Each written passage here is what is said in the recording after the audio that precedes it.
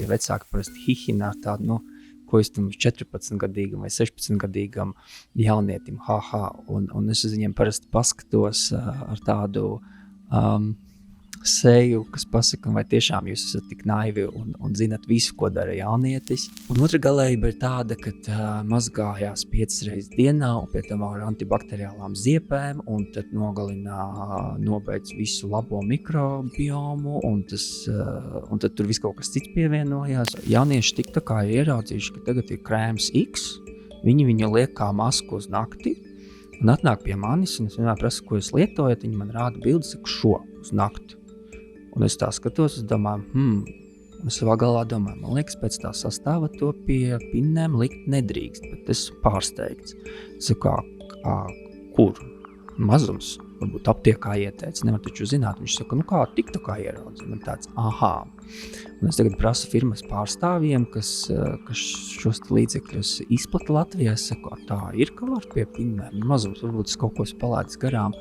Un viņi acīs pilnīgi šausmas un saka, nē, vispār un galīgi nevar, jo viņš tieši otrādāk īstenībā veicina tās pumpas, bet es ir aizgājis tik tā kā viņi to nevar apturēt, ka mums nav valstī jauniešiem nekādas tādas sistēmas, kā viņi var tikt pie kontracepcijas, gan pie prezervatīviem par brīvu, jo īstenībā prezervatīvi ir dārgi. Un, ja tam jaunietim, kuram ir 16, 18 vai pat 25 gadi, viņi citreiz nevar viņus atļauties. Un tad viņi, vienu reizi jau sajies, vai ne? Būs jau labi, bet tur ir tā problēma, ka pietiek ar vienu reizi. Vecākiem es ieteiktu atvieglot sev dzīvi un klases vecāku čatā, man liekas, tagad visiem tāds ir bērnu dārzos. Diemžēl, jā, tas ir sāpīgi. Bet, un es zinu, ka tas varētu būt grūti, jo vecāki ir dažādi, bet samesties un pasaukt ciemos papardu ziedu, vienkārši ļaut viņiem izdarīt savu darbu. Jaunieši informāciju par intīmo dzīvi meklē internetā, kamēr puse vecāku par to joprojām kautrējas runāt. Lai laustu šo ledu, šodien Latvijas vecāku organizācijas studijā ir dermatologs, venerologs Artūrs Kaļva. Ārsts, kurš ikdienā savā kabinetā redz šī klusuma sekas. Šajā epizodē izrunāsim neērtos jautājumus par seksuālo veselību, lai palīdzētu jums uzsākt šo svarīgo sarunu mājās. Sarunu vadīšu es, Ella Karela. Tad, lai iedrošinātu tik vienu runāt par būtiskajām seksuālajām un reproduktīvās veselības jautājumiem, biedrība Paparda zieds vada projektu Runā. Tāpēc mēs arī šodien esam aicinājuši tevi, jo arī mēs gatavojamies Bērnu dienas festivālam, kas par godu bērnu aizsardzības dienai, un lai veicinātu jautājumus par bērnu aizsardzību un par viņiem svarīgiem jautājumiem. Tad šodien arī parunāsim mūsu Latvijas vecāku organizācijas studijā. Varbūt pastāsti vienkārši, ko tu ikdienā, ar ko tu nodarbojies, kādi varbūt tie svarīgākie jautājumi, ko tu šķetini ikdienu? Tas droši vien lielākā manā darba dienas daļa aiziet darbos, kas ir slimnīcā un ambulatorajā pieņemšanai poliklinikās. Tur es esmu dermatologs, venerologs, ārsts, kurš strādā ar ādas slimībām, gļotādas slimībām, nagiem, ragiem un matiem, un venerologs attiecīgi tas ārsts, kurš strādā ar seksuāli transmisīvajām slimībām, kā arī esmu lektors Rīgas Stradiņa Universitātes Sabiedrības veselības institūtā. Un tad ir daudz dažādas organizācijas, kā piemēram Papardas zieds, kuras iesaistos tikai tāpēc, ka man tas rūp un liekas ārkārtīgi svarīgi Latvijā runāt vai aktualizēt kādus noteiktus jautājumus. Tad šodien vairāk mēs visdrīzāk pievērsīsimies tai venerologu daļai.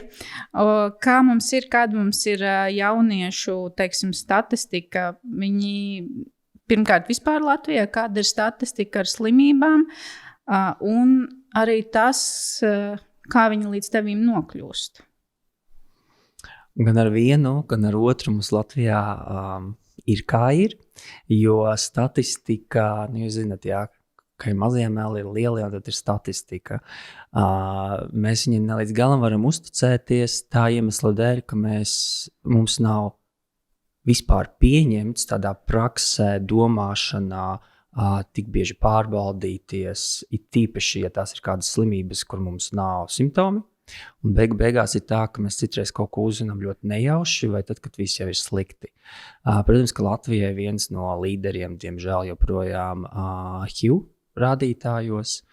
Tagad mēs vairs neesam pirmajā vietā, bet joprojām mēs esam diezgan augstu, un mēs joprojām, teiksim, Latvijas infektoloģijas centrā redzam pacientus, kuri ir ļoti novēloti pie mums, jo šī tā slimība, kur jau uzsāk ārstēt laicīgi, šiem cilvēkiem dzīvildze pat ir garāka nekā vidēji populācijā, tā iemesla dēļ, ka šie pacienti tiek uzmanīti, regulāri testēti un pārbaudīti. Protams, ka nekur nav pazudis sifilis, gonorēja un klamīdija, un šie ir šīs tās infekcijas, kuras pieaug visā Eiropā un arī Latvijā, un viens no tiem iemesliem ir tāda jauna pieeja, jo 90. gados, kad parādījās HIV, visi no viņa baidījās un visi saka lietot prezervatīvus. Bet tagad mēs viens protam ārstēt HIV, mēs viņu neprotam izārstēt, bet mēs ļoti labi viņu ārstējam.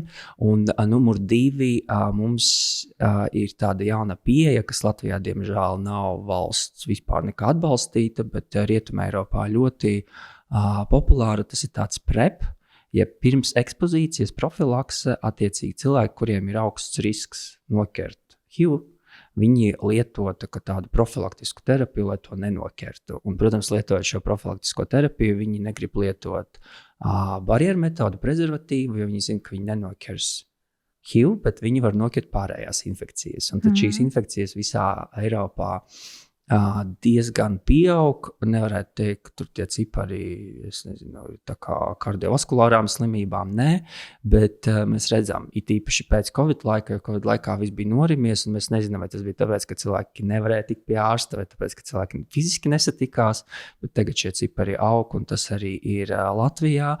Un līdzīgi arī jauniešiem, jo jaunieši jau ir tā pati populācijas daļa, un tur tie cipari ir ļoti, ļoti diskutabli attiecīgi, tīpaši runāt par Latviju, vai tie cipari ir tādi godīgi un pareizi, tāpēc, ka jauniešiem nav nec izpratnes par to, kad ir jātestējās, nec arī tā pieeja ir tik vienkārša, jo, lai tiktu pie venerologa par uz valsts vietu, tā ir rinda. Un, ja tev ir kaut kas veneroloģisks, tu neesi gatavs parasti gaidīt, tu mēģini iet par maksu, un jaunieši atkal ļoti bieži to nevar atļauties. Un tad ir jautājums, vai viņi to runā ar vecākiem. Ja tie ir tādi neatkarīgi jau jaunieši, kas nedzīvo ar vecākiem, tad viņi, protams, citreiz nolēma, es nekur neiešu, gan jau pāries, un tie cipari, viņi, es teiktu, nav līdz galam tādi, kuriem mēs varētu ļoti uzticēties. Domāju, ka tā problēma ir daudz lielāka. Bet ar visu to tāpat jau cipari, manuprāt, rāda salīdzinoši lielu to problēmu. Tad mēs varam tikai skaitīt kaut ko klāt, bet ar visu to jau. Jā, nevelti slimību profilakses kontrolas centrs visu laiku, cik viņam ir iespējas stāsta par to, ka ej testējies, jo ļoti daudz testus tomēr kaut kādā veidā var veikt par brīvu dažādos šajos testēšanās punktos, bet, protams, ka cilvēkiem tā nav prakse. Jo es kādu laiku atpakaļ stažējos Austrijā, Vīnes Kliniskās universitātes slimnīcā, un es 2 nedēļas pavadīju tieši HIV un AIDS nodaļā, un arī ambulatorajā daļā, un tur tā prakse un pieeja ir ārkārtīgi tāda ikdiena, es teiktu. Tur atnāk cilvēki, viņi testējās, viņiem tas nav nekas tāds, kaut kas tāds īpašs, tā ir tā kā, es negribu teikt kā zobus tīrīt, bet viņi patiešām nāk noteiktā laikā. Daļa no viņiem saņem šo prepu, kas nozīmē, ka viņiem reiz 3 mēnešos ir obligāti jānāk, un otra daļa, viņi saka, man bija kaut kāds neaizsargāts kontakts, kur atnāku testējos, ja vajag ārstējos, un tas nav nekāds, neviens nekaunina, vai nav kaut kāds, ak, Dievs, man tagad ir kaut kāds STS, nē, jo, ja pat mēs nevisu varam izārstēt, mēs visu varam ārstēt, un daudz ko var joprojām izārstēt, un tā ir tāda pilnīgi normāla prakse, kas, man liekas, būtu ļoti jāiedzīvina arī Latvijā. Tu jau vairākas reizes pieminēji, ka citiem ir šī te augstāka iespēja, kā tas rodas? Tas ir atkarīgs no individa, teiksim tā, no tā, cik daudz šim cilvēkam ir seksuālajie partneri, Jo vairāk viņu ir, jo lielāks ir risks. Protams, no izpratnes, kā šīs seksuāli transmisīvās infekcijas var noķert, un tad, kad tu saproti šo risku, un tad tu objektīvi vari izvērtēt, vai attiecīgi pēc kaut kādas nedēļas nogalas tev tas risks ir augstāks vai nē, vai tu esi kaut ko tādu darījis, ka tev ir jāiet pārbaudīties, vai tomēr nē. Un vēl vesela riska grupa ir cilvēki, kuriem ir kaut kāds STS bijis pēdējā, teiksim, gada laikā, un tie kriteriji var atšķirties no valsts. Un ja šiem cilvēkiem ir bijis kaut kāds STS, kaut kāda seksuāli transmisīvā slimība, infekcija, tad viņi tā kā automātiski tiek nosacīti, ierakstīti. Tas netiek nekur fiksēts, bet tad mēs zinām, ka šiem cilvēkiem ir augstāks risks arī tālāk kaut ko noķert. Labi, tad sāksim varbūt ar tiem pirmsākumiem. No kāda vecuma sāk griezties pie tevis, vai tiešām tā kā, teiksim, kaut kādu vecumu sasniedzot, vienkārši vajadzētu izrunāties ar šo ārstu vai iet kopā ar vecāku, vai jaunietis var to darīt viens. Kādi ir varbūt tie pirmsākuma soļi, vai tas nav vajadzīgs katram? Kā šajā jautājumā tas izskatās? Tas ir labs jautājums. Es laikam sāktu ar soli pirms manis, pirms apmeklēt venerologu.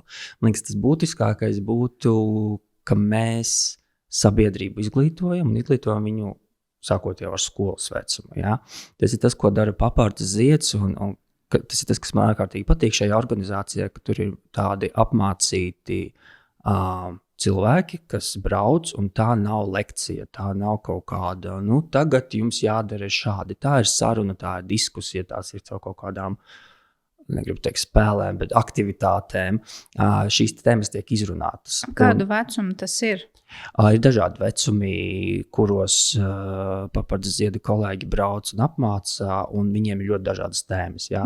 Tā ir, teiksim, pubertāte, tev pastāsta, kas tevi notiek, kas ir normāli, kas nav normāli, gan atkarības, gan seksuāli transmisīvās slimības, gan tā kā veselīgas vai veselīgas attiecību veidošanā un tā tālāk. Un šīs ir tās tēmas, kas, man liekas, jau būtu jāieliek pamatos, jo mūsu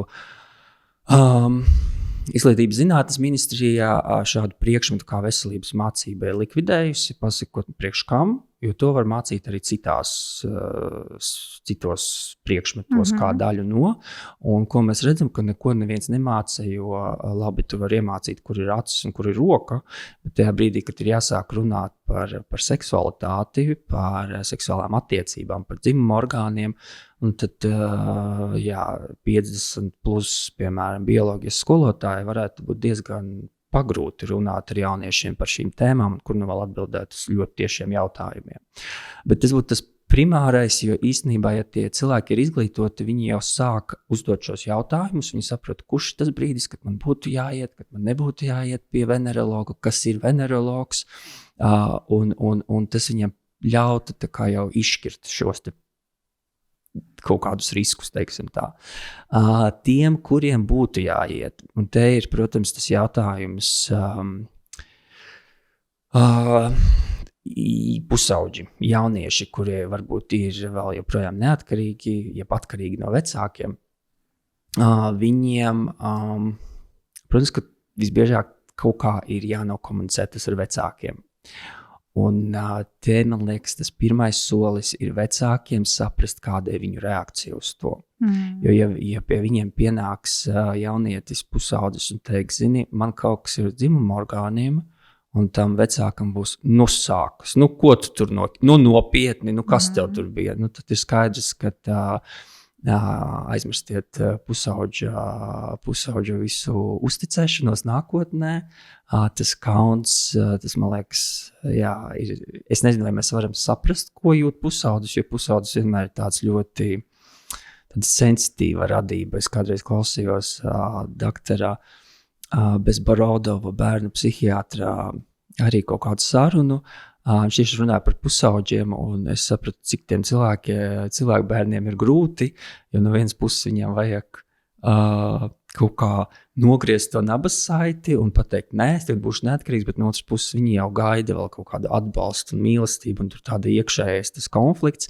Un, man liekas, tiem vecākiem jau šodien šo klausoties ir jāizdomā, kā viņi uz to reaģēs, un kā viņi novaldīs tās pirmo minūšu emocijas, ja pat viņiem tādas būs ar cietu seju. Un man liekas, viņiem vajadzētu saprast, parunāt, un saprast bez visādiem nosodījumiem, pārmetumiem un dziļām ielpām, saprast, vai tas ir kaut kas akūts, jo te jāsaprot viena lieta. Pie manis bieži nāk pacienti, un es redzu registratūru, piemēram, uzraksta venerologiem. Un tajā brīdī es jau tagad esmu rūdīts, un es jau zinu, ka visdrīzāk puse no gadījumiem nebūs veneroloģija, jo tas, kas skar dzimumu orgānus, cilvēkiem vienmēr liekas, ka tas ir kaut kāds STS, seksuāli transmisīvā slimība, bet tiešām pusē no gadījumiem, ja tās pašas ādas, gļotādas slimības, viņas jau varbūt arī dzimumu orgāniem. Tas neviens to nav izslēdzis, un ļoti bieži tā arī ir. Un tad man cilvēki nāk un taisnojās, ka man nekas nav bijis, bet rekur man kaut kas ir, un saku, jā, es redzu, tas galīgi neizskatās pēc STS. Un tiem vecākiem būtu viens jāsaprot, vai tas ir kaut kas tiešām neatliekams, jo varbūt arī, piemēram, tādas, jo redzēt meitenēm, man liekas, tas ir mazliet nosacīti vieglāk to nokomunicēt, jo sievietēm tie iekšēji orgāni ir iekšā, un ja kaut kas sāp, meitenes var pateikt, man sāp vēders, un ar to tālāk, dodies uz uzņemšanu, piemēram. Ar puišiem tas ir mazliet citādāk, jo tas viss ir uz āru, un tu nevar pateikt, man sāp vēders. Un tur var būt šīs neatliekamās situācijas, kur, piemēram, mēs to saucam par visādām fimozēm un parafimozēm, kad šī te priekšādiņa var iekaist un noslēgt, teiksim, dzimumu locekļā galviņu, un tas var brīžos būt arī bīstami, ja tā tūska ir pārāk liela, vai, piemēram, ir kaut kādi sēklinieki, kas ir sagriezušies, un tas prasa tiešām neatliekamu ārstēšanu pie urologa, un tad jādodās uz uzņemšanu. Savukārt, tas ir kaut kādas, kā mēs saucam, pumpas, vai kaut kādi elementi un izsitumi, tas parasti neprasa tā kā momentālu, jābrauc uz uzņemšanu situāciju. Un te jāsaprot, vai tas tiešām var pagaidīt pāris dienas, kamēr atnāk pieraksts, un tad ir jāved attiecīgi pie venerologa, un tās situācijas, es teiktu, ļoti, ļoti dažādas, jo no vienas puses vecākiem, protams, ka gribās būt klāt un gribās izrunāt, un arī citreiz 19 gados vecāki ir klāt un grib visu dzirdēt, citreiz 40 gados vecāki grib būt klāt, tā arī gadās mums, bet man kaut kad nesen bija tāds, manuprāt, labais piemērs, kad mamma atveda savu pusaudzi, man liekas, ka bija 16 gadi, un mamma man saka, es iešu pagaidīšu, pēc tam parunāsim. Un es sākumā apmulsu, jo, protams, ka tad nāk pusaudzis, pirmā doma nav veneroloģija, par ko tu domā, un tad es sapratu, ka tie jautājumi tieši arī ir par dzimumu orgānu, par to, ka viņam liekas tam jaunietim, ka tur kaut kas nav ok, un viņš gribēja to izrunāt, un mēs varējām parunāt viens pret viens, un tajā brīdī, kad viņš saprata, ka es runāju tādā adekvātā valodā, atbildu konkrēti uz jautājumiem, tad īstenībā tur, man liekas, pavērās tādu Pandoru lādē jautājumiem, gan par kopšanu, gan par to, vai šis ir normāli, ko darīt, un tā tālāk, un tā joprojām, un tie jautājumi tādi ārkārtīgi, es teiktu, praktiski, bet tad tas jaunietis var to uzzināt, un tā mamma tur sēž tālumā, un pēc tam īstenībā viņi arī neko neprasīja man, jo mēs visu izrunājām, un viss bija skaidrs, un droši vien tas, kas ir vēl svarīgi, kā tā mamma komunicē pēc tam, vai tas nav, stāsti, ko tev stāstīja, ko tu stāstīji, vai ne? Un tas būtu ārkārtīgi svarīgi, jo ja pat tam jaunietim bija kaut kāda seksuālā pieredze, un pat ir kaut kāds risks, ka tur varētu būt STS, tas ir ļoti tā sensitīvi, un teiksim tā, mēs neko vairs nevaram izmainīt. Tā pieredze tur ir bijusi, un tas, ko mēs varam palīdzēt, izārstēt, un tālāk ar tādiem jauniešiem, kas nav mani patstāvīgi klienti, es tomēr mēģinu arī pastāstīt, kas ir tas, kas pasargā, kas ir tas, kas nepasargā, jo tie, kas, protams, to iet, negribu teikt mērķiecīgi, bet kas zina riskus, tur tas nestrādā, bet jauniešiem tas, man liekas, tomēr nostrādā, un to apmācīja, tādu izglītojošo daļu, teiksim tā, to jau arī veids pie šīm seksuāli transmisīvajām slimībām. Un tas ir tas, kas notiek, kad mēs varam parunāt viens pret viens, un tie vecāki varbūt šoreiz mazliet noiet malā, jo tam jaunietim, man liekas, ir daudz vieglāk tad runāt, atvērties, un viņš zina, ka viņam kaut kāds svešs, uzticams, cerams, ka uzticams cilvēks var palīdzēt. Bet pēc visiem kaut kādiem likumiem bērns no 14 gada vecuma var pierakstīties pats, piemēram. Nu, pieņemsim, ja viņam nav vecāka atbalsts, vai šajā gadījumā tā nav? Jā, viņš var pierakstīties. Man, protams, patīk, ja tie vecāki ir blakus, jo ļoti tāda teorētiska situācija, mums vajag dot bērnam antibiotikas jaunietim. Un es viņam jautāju, vai tev ir alerģijas, visbiežāk nezinu, jo viņi vēl ar to nav saskārušies. Jā. Vai, piemēram, atkal vairāk dermatoloģijas pusē, jo ļoti bieži pusauģi nāk ar akni, ar pinnēm, un citreiz tā ļoti smaga akne, vai tāda, kas nepadodās tādu vieglu terapiju, tad mēs bieži izrakstam pacientiem tādu izotretinaīnu tabletes, kas jādzer ilgstoši, un tas tālāk viņas ļoti efektīvas tieši pie pinnēm. Bet ņemot vērā, ka tur vajag saņemt vecāku piekrišanu vai pat parakstīt, tad bez vecākiem mēs tur neko nevaram izdarīt. Bet, protams, ja tā situācija ir tāda, ka tur vecāki neatbalstoši vai nepiedalās jauniešu dzīvē, tad mēs, protams, ka tā problēma jebkurā gadījumā risinām.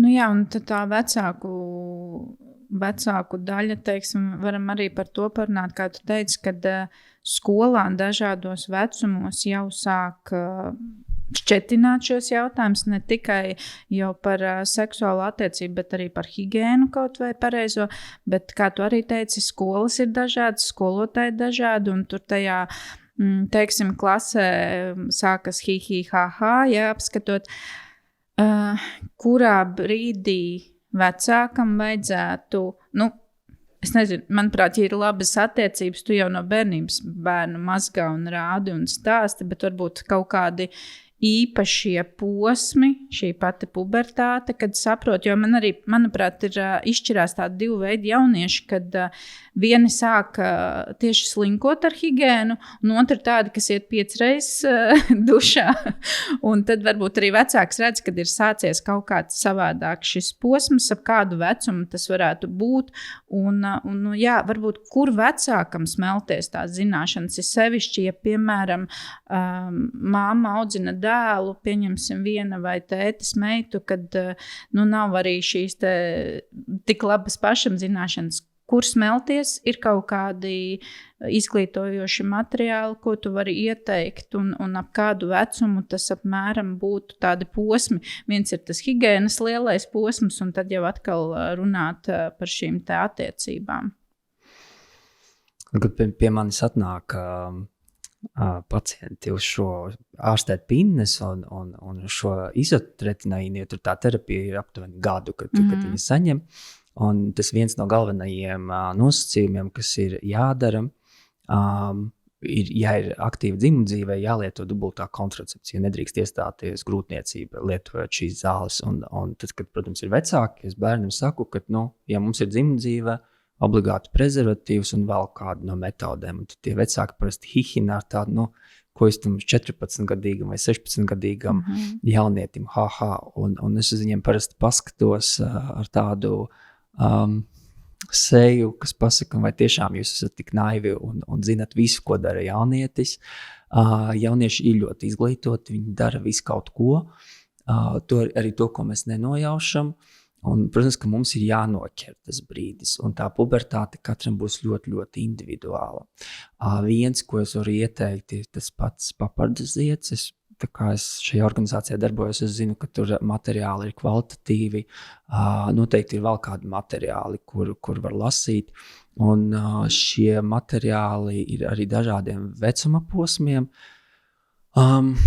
Ja tur ir šis stāsts par to, ka vecāki nav gatavi runāt ar bērniem par to. Un tas īstenībā savā ziņā ir kaut kur saprotams, jo viens ļoti bieži ar vecākiem neviens par to nav runājis, viņiem nav viņu pieredzes, viņi nezin, kā to darīt, un 2, viņi jau arī paši ļoti bieži varbūt nezin šīs tā atbildes uz jautājumiem. Kaut kas dabīgi ir noticis, kaut ko jau kaut kādi instinkti nosaka, bet ja tie jautājumi sākās ārkārtīgi tādi precīzi un grib precīzi atbildi, protams, ka vecāki varētu nezināt.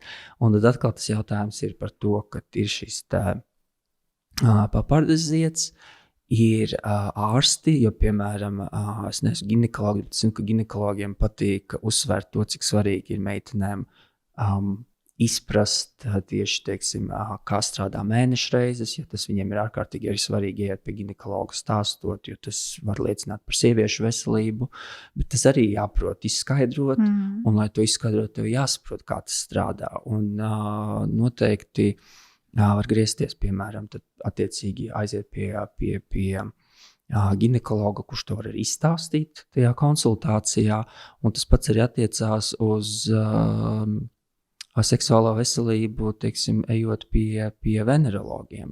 Tikai te jāņem vērā, ka tajā brīdī, kad tas jaunietis iet uz konsultāciju, skaidrs, ka viņam tajās 15-20 minūtēs nevar izstāstīt, ielikt pamatus.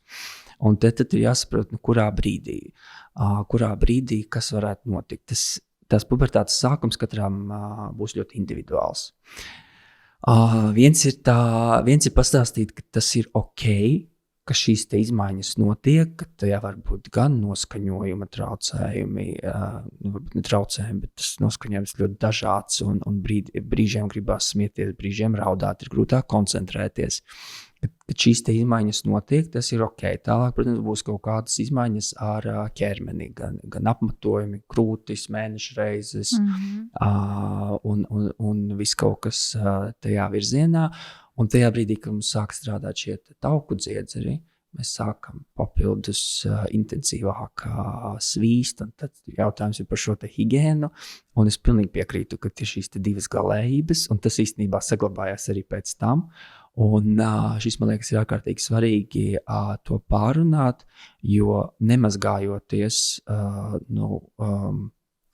tas higiēnas tur skaidrs, un es to arī citreiz kaut kā cenšos norādīt arī pieaugušiem cilvēkiem, ka higiēna ir svarīga, un tas pats par sevi nekur nepazūd, ka mums ir jāprot kopt sevi un savus dzimumu orgānus.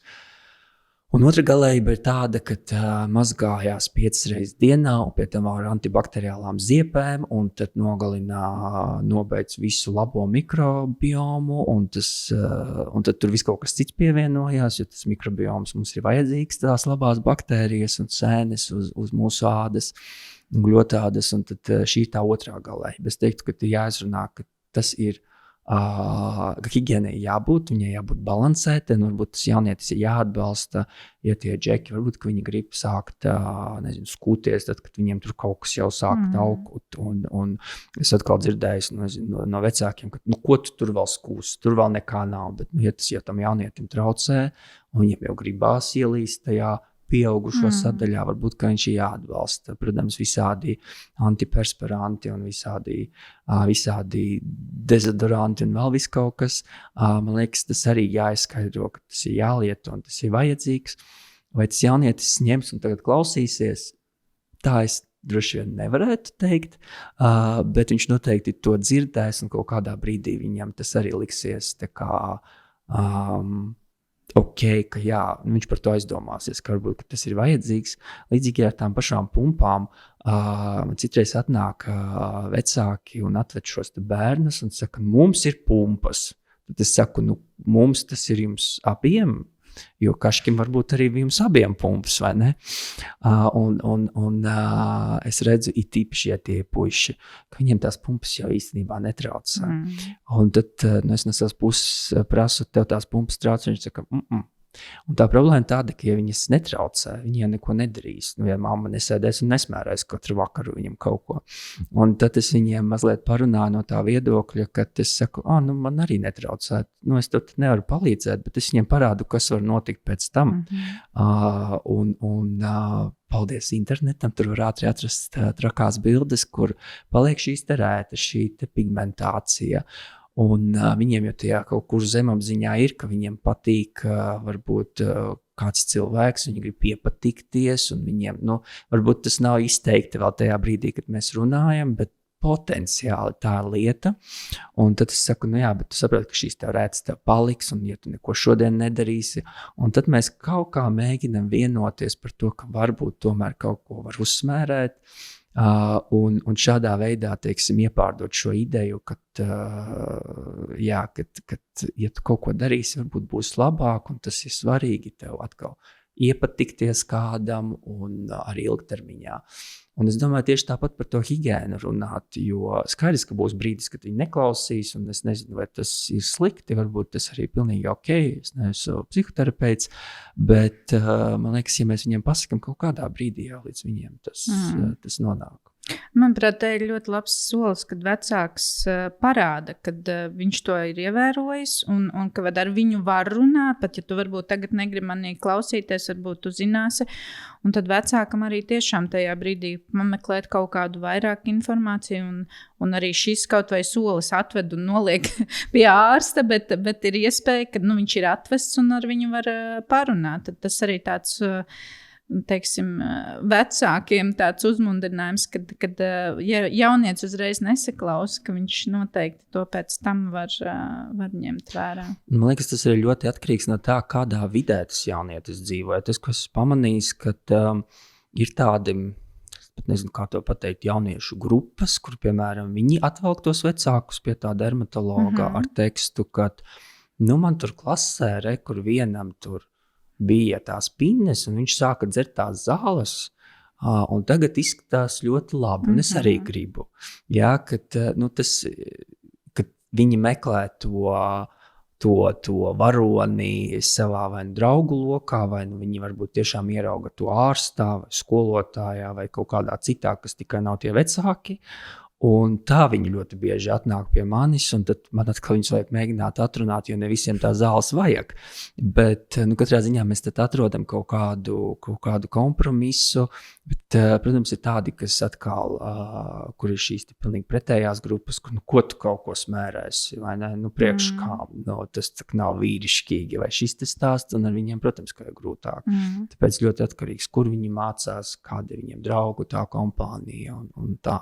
Bet kā teiktu par internetu informāciju, vai šobrīd viņi ir tāda salīdzinoši uzticama šajos jautājumos, vai tur arī iet ņigu un ņegu, un varbūt jaunieci tiešām viņi lieto to internetu, un varbūt tur kaut kas ir pat labs, ko viņi var apskatīties, bet kā tu redzi no savas profesionālās pieredzes? Viņš viņam noklausīties šo sarunu.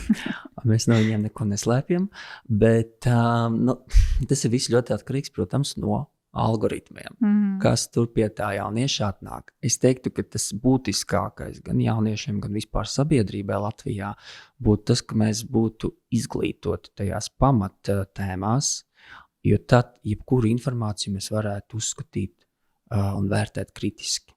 Pašlaik viss, kas nāk, tas arī ir.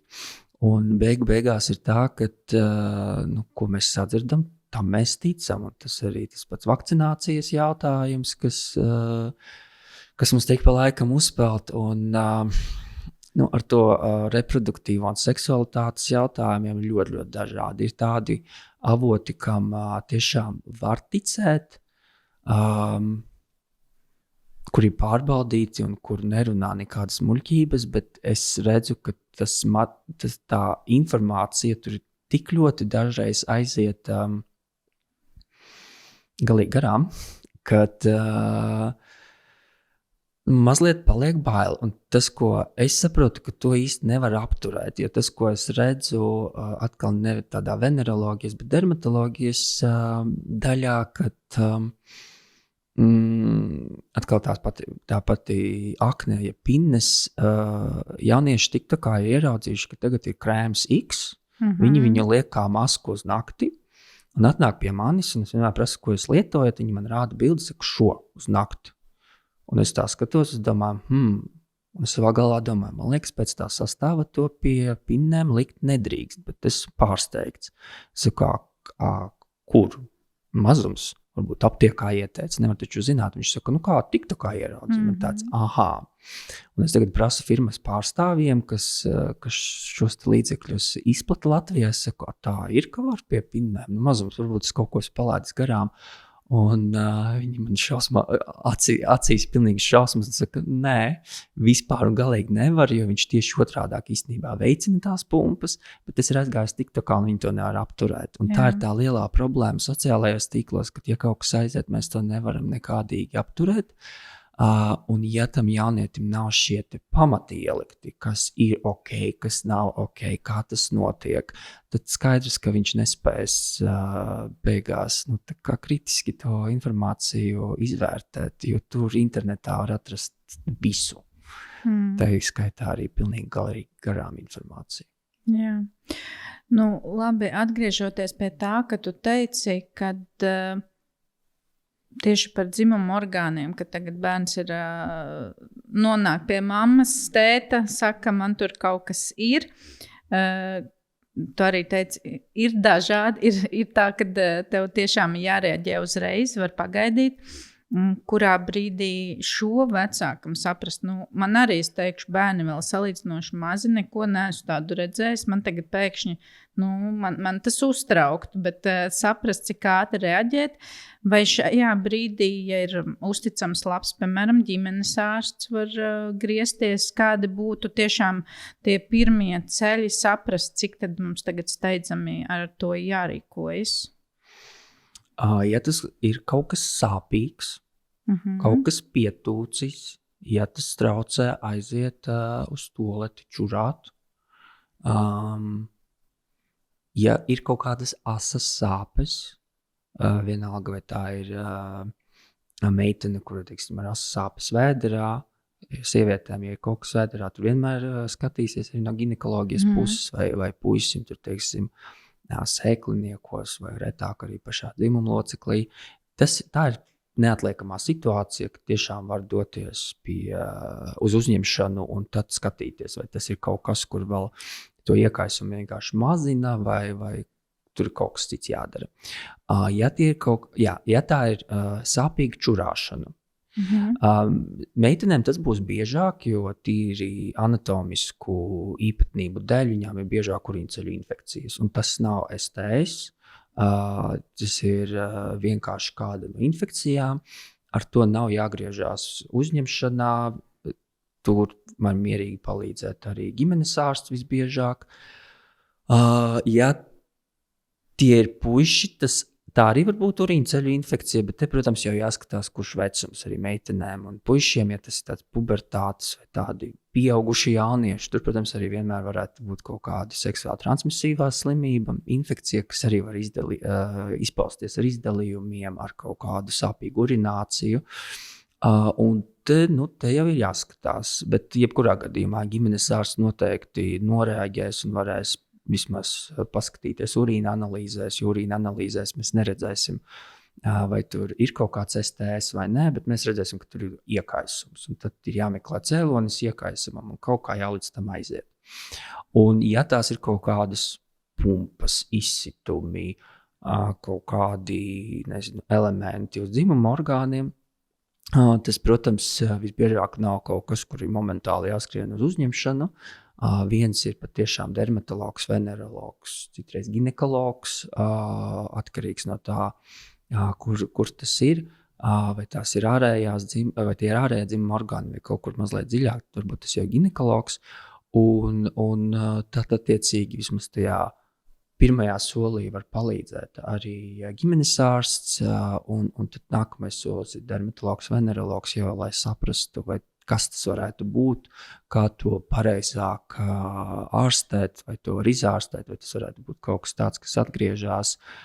Es teiktu, uztraukties vajag tiešām pie šīm akūtajām infekcijas izpausmēm, kas ir sāpes, pietūkums vai cilvēks nevar aiziet, piemēram, pačurāt. Tas, protams, ir jau, protams, atkal jau ir problēma, un tur nevajag gaidīt rindā pie venerologa.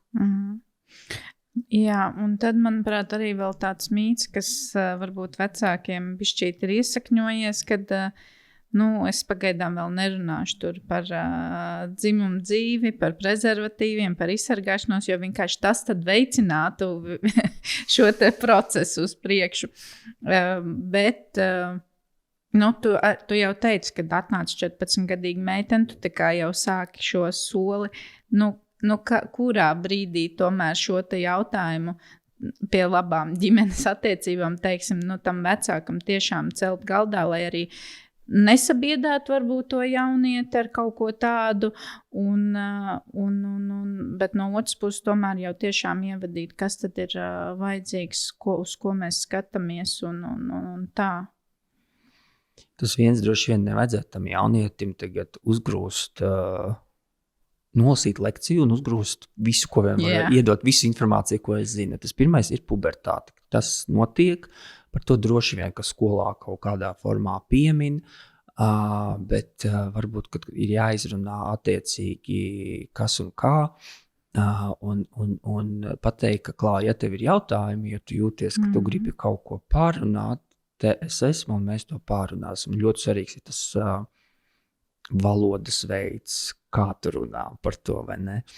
Tajā brīdī, kad ir aizdomas vecākiem, es pat teikšu intuīcija, ka tas cilvēks viņam varētu kāds patikt. Es nerādu par bērnu dārzu mīlestībām.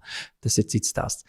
Bet tādā mazliet pubertātes vecumā, tā es teiktu, ka šeit jau vajadzētu, es nezinu, vai ārkārtīgi interesēties, jo man liekas, tie jaunieši arī pārāk grib stāstīt, kas viņam patīk un nepatīk, bet tīri pastāstīt jau kaut kādas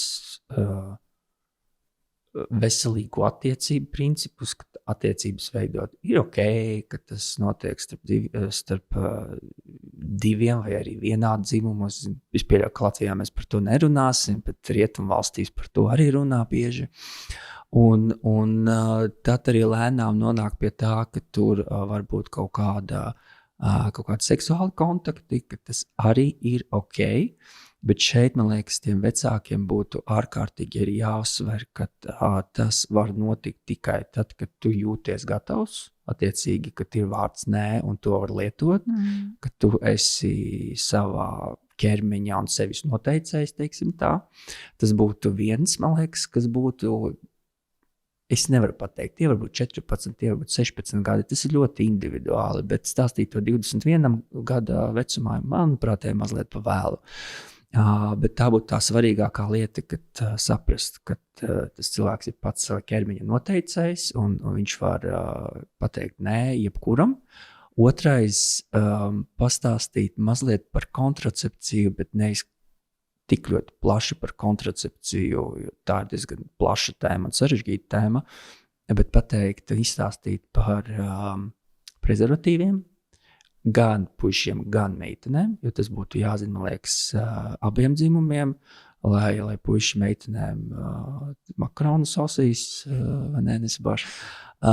Un, manuprāt, ļoti svarīgi būtu izstāstīt, ka aptuveni, ja tev, tas ir jautājums atkal no tām ģimenēm, vai tam bērnam ir sava kabatas nauda, piemēram, ja nē, tad, varbūt, es nezinu, pateikt, kur tos prezervatīvus var atrast mājās, ja tā ir lieta, ja nē, pateikt, ja tev vajag naudu, es iedošu, tas būs ļoti atkarīgs jau no katras ģimenes, un tie ir starptautiskie pētījumi dati, kas rāda, analizējot Latviju, ka mums nav valstī jauniešiem nekādas tādas sistēmas, kā viņi var tikt pie kontracepcijas, gan pie prezervatīviem par brīvu, jo īstenībā prezervatīvi ir dārgi. Jā.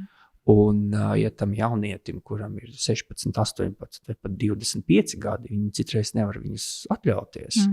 Un tad viņi, vienu reizi jau sajies, vai ne? Būs jau labi, bet tur ir tā problēma, ka pietiek ar vienu reizi, lai būtu STS un iestātos grūtniecība. Un es domāju, ka iedrošināt un pateikt, kā viņš var pie viņiem tikt tajā ģimenes lokā, vai tiešām dot kaut kādu kabatas naudu, kad viņš pats var nopirkt. Protams, būtu skaisti arī pastāstīt, kā viņus lietot. Man ir grūti iedomāties, vai visi vecāki to var izdarīt, bet tas būtu ārkārtīgi, man liekas, jēdzīgi pēc tam abiem dzimumiem, jo tas manuprāt, tādā teiksim, ja divi cilvēki veido attiecības, jauni cilvēki, viņi jau tomēr mēģina runāt par tām lietām, un ja viens neprot, tad otrs prot, un kaut kā jau viņi beigās kopā to visu, tam visam izies cauri. Tāpēc es teiktu, ka abiem jābūt izglītotiem. Nu jā, te arī, laikam, neliels atgādinājums vecākiem, jo man šķiet pirmais, par ko runā, ir grūtniecība. Ja? Dari to, lai nebūtu grūtniecība. Un tad ir soļi, kad it kā jau stājas dzimuma aktā, bet mēs grūtniecība nebūs. Ja? Bet aizmirst par šo ceļu vēl, kad ir šīs slimības pa vidu. Un, manuprāt, tas pat ir tiešām visbūtiskāk izkrītošais solis šajā sarunā, jo pirmais ir, grūtniecība.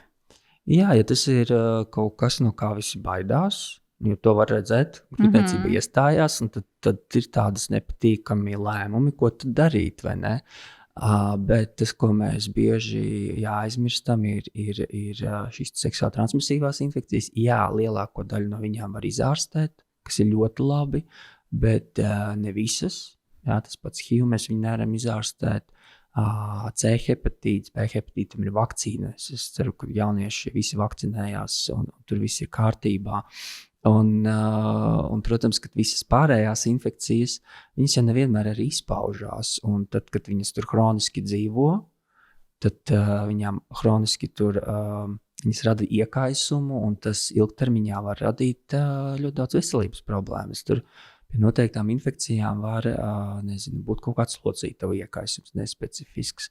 Varbūt ļoti lielai daļai no šīm infekcijām beigās var attīstīties neauglība, kur attiecīgi otra galējība, par ko mēs te runājam. Ja, ja tas, piemēram, ir sifilis, kur var arī gadiem nepamanīt, viņš var bojāt iekšējos orgānus un tā tālāk un tā joprojām.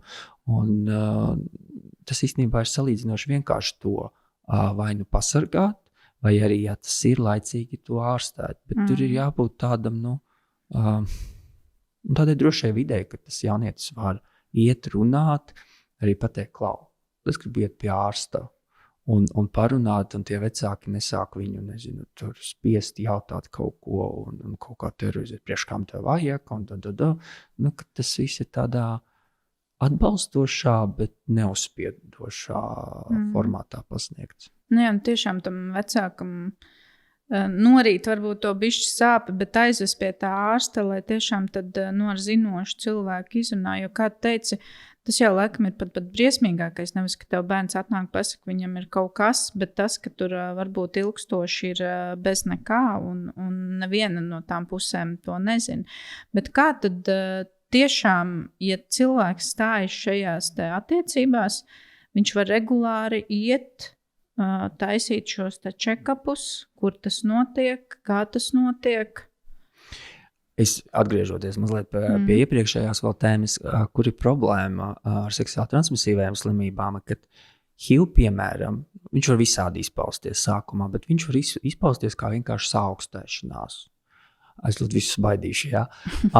Piemēram, sifilis, viņš bieži var sākties kā nesāpīga čūliņa, un ja tam jaunietim nav īsti iekšā par to sākt runāt, tā čūliņa ar laiku pazūd, bet tas nenozīmē, ka slimība ir izārstēta. Un līdzīgi, piemēram, gonorēja un klamīdijas, nedēļa 2 ir tas uzliesmojums lielais, kad viss sāp un viss ir slikti, bet ļoti lielā daļā gadījumu tā slimība simptomātiski kļūst vājāka vai pat izzūd, bet tas nozīmē, ka mums jau ir hroniskas infekcijas, jā, kad viņas tur aiziet kaut kur tālāk dziļumā, un viņas tik ļoti netraucē. Un tad liekas, viss forši vispār gājā.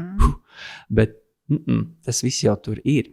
Un jautājums ir, vai tagad visu laiku ir jāiet un jāpārbaudās. Tas atkal ir atkarīgs no tā, cik tie cilvēki ir izglītoti, ja viņi lieto visu laiku prezervatīvus. Jā.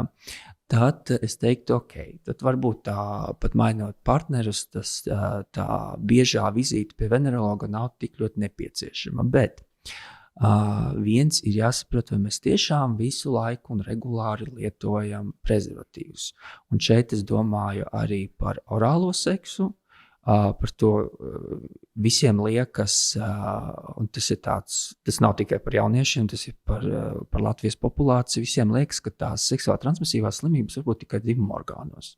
Bet tas tā galīgi nav, viņas var būt orāli, jeb mutē, viņas var būt anāli, Un atkal baidīši, tas ir reti, ļoti reti, bet, piemēram, gonorēja var iedzīvoties arī acīs. Jā, nevelti visas grūtnieces skrīnē uz šo, lai bērnam piedzimstot, lai viņam nav šī acu infekcija. Tas ir ārkārtīgi svarīgi, jo tam mazajam, kurš tikko ir piedzimis, ir diezgan traka ārstēšana, lai nebūtu problēmas pēc tam ar redzi. Un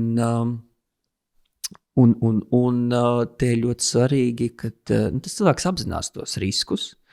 Ja ir daudz partneri, tad es ieteiktu, protams, vienmēr nākt tad, kad ir sūdzības, vai 2 nākt tajos kaut kādā savā regularitātē. Tas ir atkal ļoti atkarīgs no tā cilvēka dzīvesveida. Ir tādi, kas reiz 3 mēnešos tiešām vai nu paši iet pārbaudīties, vai nu nāk, un mēs paņemam nepieciešamās analīzes un nosūtam. Un pārbaude ir tādi, kuri atkal ļoti baidās. Viņi baidās uzzināt kaut ko.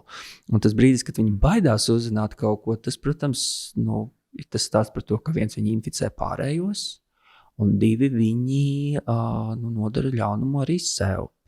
Un man arī bijuši tādi gadījumi, kad es saku, jums ir tas un tas, vai jūs attiecīgi zinat, ar ko jums bija tas dzimuma kontakts, jo nevienmēr cilvēki ir zināmi. Es saku, jā. Un tas cilvēks man saka, es jau pabrīdināju, un tas partneris teica, man tā nevar būt. Un tad ir, tas, kas ir jāsaprot, ka mēs nevienu nemeklējam, tas nav tā kā agrākajos laikos, ja es man sauksiet vārdus, uzvārdus un adreses, nevienu neiešu meklēt, tā ir cilvēka sava atbildība, un tad attiecīgi, krimināla likums Latvijā nosaka, ka tev ir jāinformē. To es parasti pasaku, bet es nevienu aiz rokas nemeklēju. Un tas, kas man ļoti patīk, tā tendence, ka cilvēki, jauni cilvēki, tīpaši veido jaunas attiecības, un tās attiecības var redzēt, ka būs tādas, ka viņi plāno, ka viņas varētu būt ilgtermiņā, ka viņi atnāk un saka, jā, man tagad ir attiecības, un es gribu notestēties pirms attiecībām.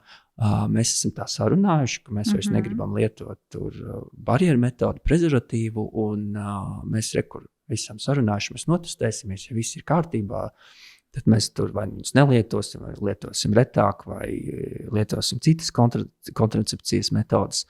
Un tad viņi pārbaudās, un viņi ir droši. Man liekas, tas ir tāds ārkārtīgi venerologam skaists solis, kad viņi atnāk un ir droši, ka viņiem viss ir kārtībā.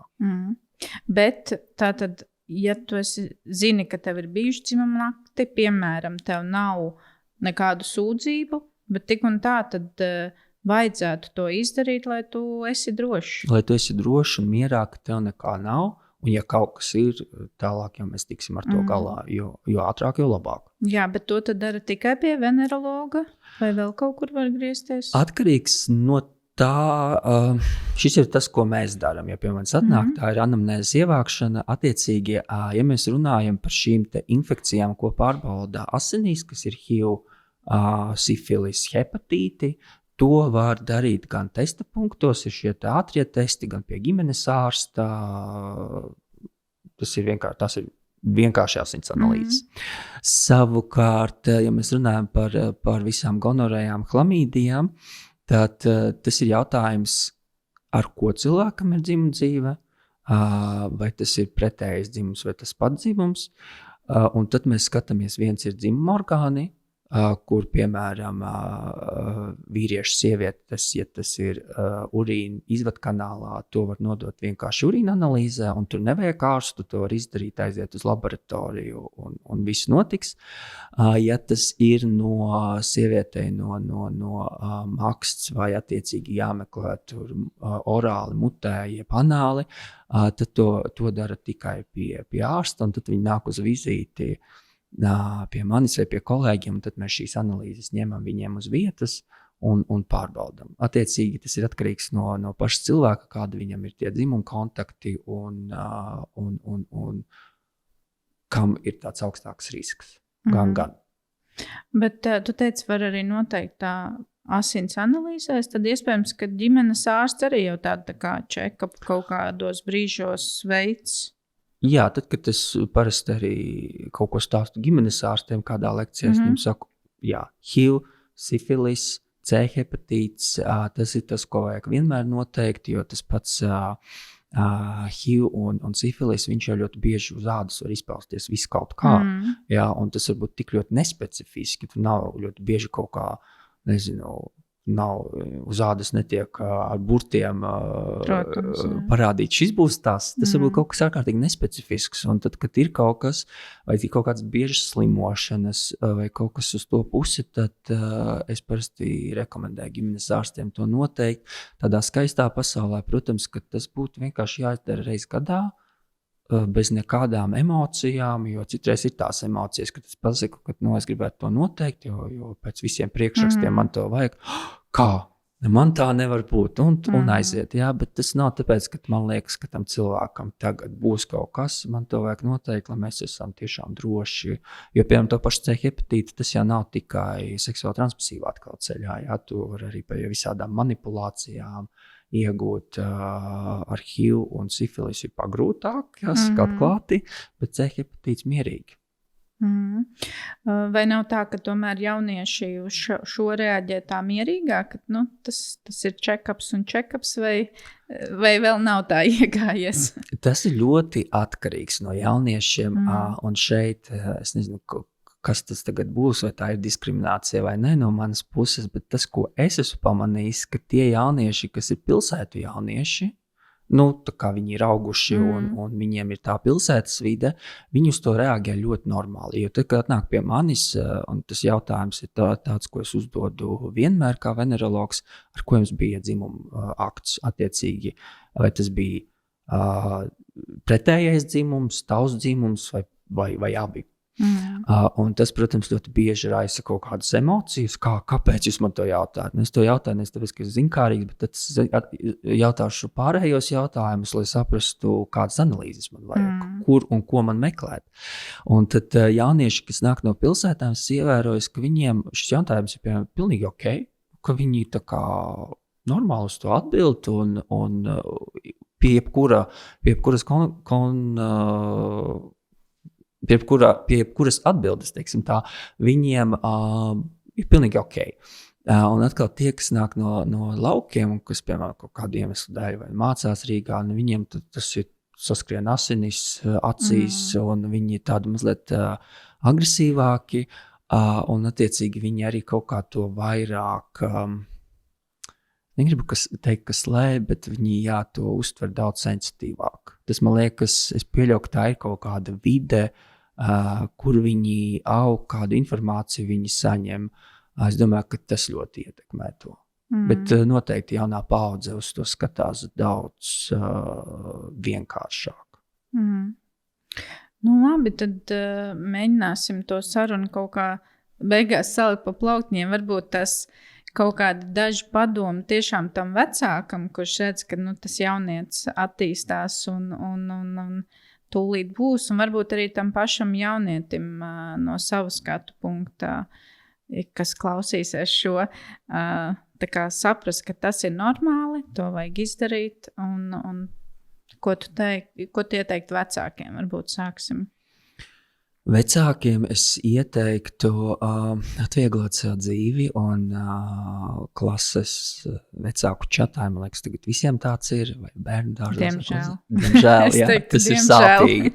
Bet, un es zinu, ka tas varētu būt grūti, jo vecāki ir dažādi, bet samesties un pasaukt ciemos papardes ziedu, vienkārši ļaut viņiem izdarīt savu darbu, un nebūs tā, ka viņi to būs dzirdējuši skolā, jo tur arī nodarbība, kur māca, piemēram, vilkt prezervatīvu, un es neticu, ka skolā to kāds māca. Ja māca forši, konfekta jums, bet es domāju, tas ir vairāk izņēmums.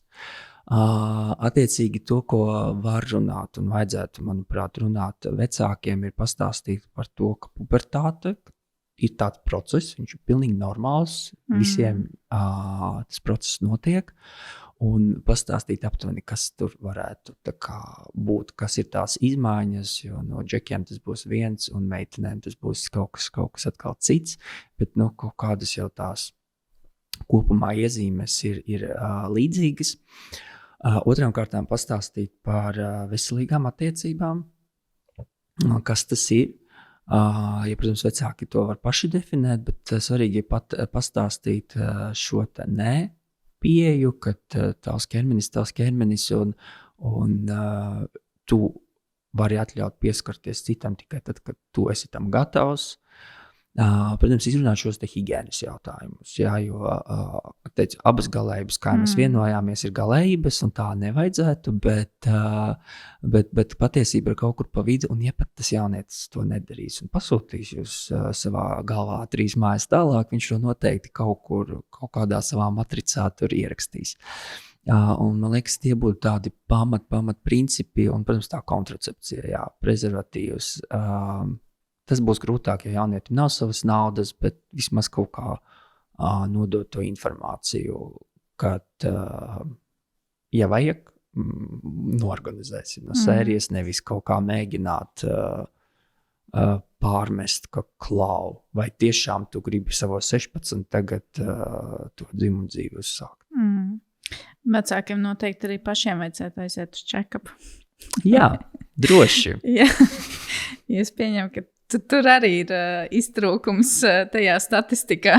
Protams, jo kas ir interesanti, un tas ir pētījums tas ir Latvijas pētījums Sabiedrības veselības institūtā, man liekas 23. gada pētījums. Tika jautāts, cik bieži jūs lietojat vispār kā kontracepcijas metodi un prezervatīvus, un vecuma grupā, es nemaldos, no 50 uz augšu, vīrieši, es negribu samelot tieši procentos, bet man liekas, ka vīrieši bija 70%, kas nelieto nekādu kontracepciju, un sievietēm tie bija 80%. Jo grūtniecība iestāties nevar, kur tā vēl ir problēmas, vai ne? Un tā arī savā ziņā ir riska grupa visām seksuāli transmisīvajām slimībām un HIV. Tas ir attiecīgi domāt jau par pašu vecāku veselību. Tā ir kārtējis tas punkts, ka grūtniecība nē, bet aizmirst to soli, jā, kas vēl var notikt. Tas ir tas, kas notiek pēc tam tajā otrajā dzīves pusē. Tieši tas pats tikai apgriezt. Labi, un tad pašam jaunietim ieklausīties vecākos skolā, bet kā viņam ar to sadzīvot? Izdzīvot, jā, jo tā pubertāte ir jāizdzīvot, tur neko nevar izdarīt, tas ir dabīgi, tas ir normāli, bet, protams, kad atrast savu kaut kādu atbalsta formātu, personu, ja, es ļoti labi saprotu, ka te droši vien nebūs vecāki, sorry, bet jā, tas būtu svarīgākais, kad viņi tiešām atrod kaut kādu to savu kompāniju, kas varētu būt kas varētu izskatīties droši. Nezinu, vai jaunieši to var tā nolasīt. Nebaidīties, griezties pēc palīdzības, ja kaut kas ir, jo es zinu, ka ļoti daudzi jūtās neērti, bet mums vienkārši to vajag kaut kādā formā laust Latvijā, ka es tagad tiešu pie ārsta un kaut ko viņam rādīšu, un tas aiziet citreiz tādās galējībās, ka man atnāk pieaudzis cilvēks, sieviete, un saka, man ir kaut kas uz ļoti intīmas vietas, un intīma vieta priekš manis dzimuma orgāni, to es varu saprast, un es saku, rādiet, kur ir, un beigās tas ir atslēgas kauls. Un tad es ļoti apmulstu, jo man tāds, ok, bet, ja jūs apskatāties, kā tas notiek ārzemēs, skatāties jaunieši vairāk uz turieni, tur ir tā, ka neviens nekaunās, jo visi saprata, ka ārsts ir ārsts, un mēs to redzam ikdienā, un tas nav kaut kas, ar ko jūs mums varat pārsteigt. Un tad, kad cilvēki atnāk, viņi velk bikses nost vai nezinu, tur tēkrēklus un rāda, un viss ir ok. Un nevajag baidīties nākt arī pie dermatologa, venerologa. Tas nenozīmē, jūs nākat pie manis, ka jums ir STS, jo es strādāju ar ādas slimībām, nagiem, matiem, pārbaudu dzimuma zīmes, un tā skaitā arī esmu venerologs, tāpēc neviens īsti nesapratīs, ar ko jūs pie manis nākat. Ja ir kaut kas, labāk ir atnākt, izrunāt, nekā baidīties un meklēt Googlā, jo Googlā viss beidzās ar vēzi. Un, diemžēl man ir cilvēki, kuri šādi atrod un nāk pie manis jau burtiski atvadījušies no visiem. Un es nezinu, pie manis viņi laikam nāk pēc miršanas apliecības, vai es nezinu, ko viņi vēl grib no manis, bet beigās tas ir kaut kāds nieks, kuru mēs atrisinām ļoti ātri un dzīve var turpināties. Tur tam Google, TikTokam un mākslīgajam intelektam ar to jābūt ļoti, ļoti uzmanīgam, ja nav savas tās kritiskās domāšanas un pietiekami daudz zināšanu. Jā, labi. Paldies tev! Paldies tev!